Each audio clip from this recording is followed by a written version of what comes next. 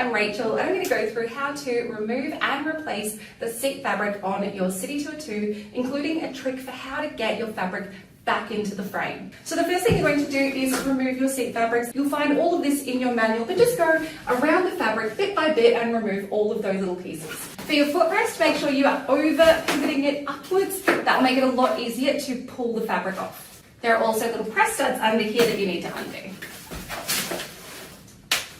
And these little bits of plastic, they pull up off the frame to remove.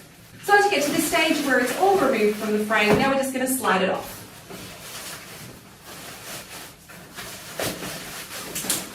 So to put it back on, we're just reversing the process, but the trickiest part is getting this side back into the frame. So I'm going to show you how to do that. So you slide these pieces back onto the frame just to make the fabric a little bit more stable while you're working with it.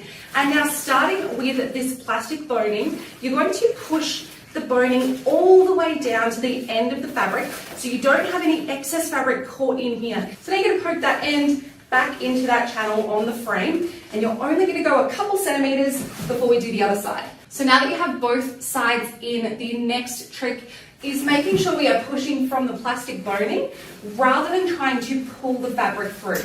So you're going to push down on both sides, just a few centimeters at a time. And if things do start to get a little bit caught, you can always pull it all the way out and start again. So now that that's done, we're just going to do up all of those press studs and straps, remembering to elevate your footrest into that upwards position. And we're done. So if you have any questions, please let us know.